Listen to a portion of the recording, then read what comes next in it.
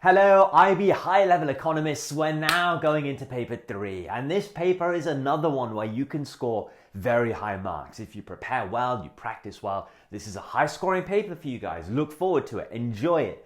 As always, in these videos, I'm going to give you the structure of the paper and my key tips to make sure you're preparing well, and then when you're in the actual exam hall, you can hit the highest possible mark. So the structure of the paper first. It's going to be a paper of 105 minutes in length. That's 1 hour and 45 minutes. So another very long paper.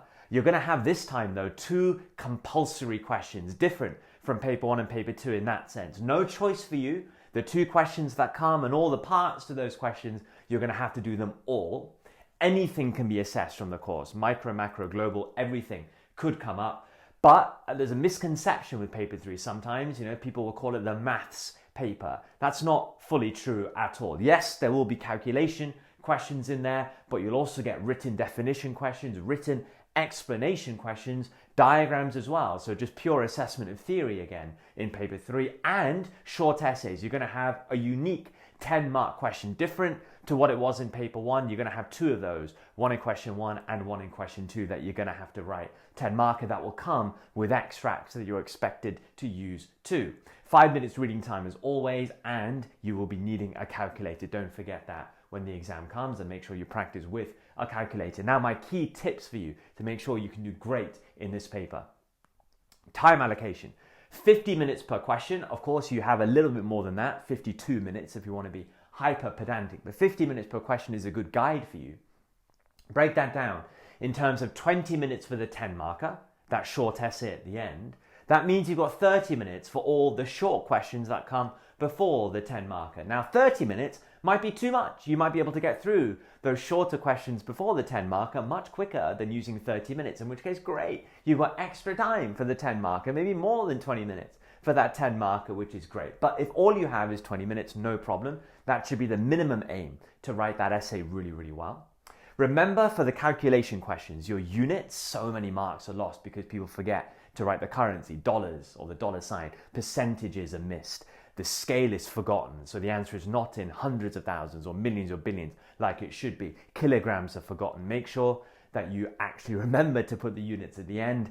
All answers need to be written exactly or to 2 decimal places if they're not exact. 2dp, again, so many times that's forgotten. What wasted marks as a result. Show all you're working for these calculation questions, even if it's so simple for you to get the answer correct. Show all you're working to make sure you're getting method marks. Don't forget that the written 2 markers, the written 4 markers are marked in levels, so you need to hit the highest level of detail to make sure you're in the top levels to get the full marks there. Practice is your best friend. Practicing the calculation questions, of course you want to be doing that. The written questions, of course you want to be doing that. But practicing that 10 marker, it's unique, it's different. There is a video later in the playlist which guides you how to write this properly, but practice is so important if you're going to score really high marks in paper 3. And as always, use the 5-minute reading time well. Now it's different in paper 3 because you don't have choices. There are 2 compulsory questions. So your 5-minute reading time, you want to use slightly differently to how you used it in paper 1 and paper 2.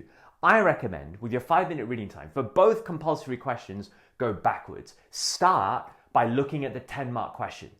The 10-mark question for question 1, the 10-mark question for question 2. Start with one of those. Mentally start planning what you're going to be writing. Go through the extracts that come with that question as well. The reason you want to start there and then go backwards, then go into the short questions that go before it, is because if you see something in the short questions before that's going to help you in answering the 10, you kind of know what it's going to be. And that's a great way to kind of, guide you for that 10 marker. So starting with the 10, mentally planning that, going backwards, seeing what might be useful and helping you in that 10 is a good way to go. And obviously, as you go back through the written questions, mentally start thinking what you would do, making sure you know how to answer those. So do it like that for each question. Start with the 10 and work your way backwards. That's the way to use the 5-minute reading time. And as always, mentally planning, getting ready, so that when the examiner says go, you kind of know what you have to do already.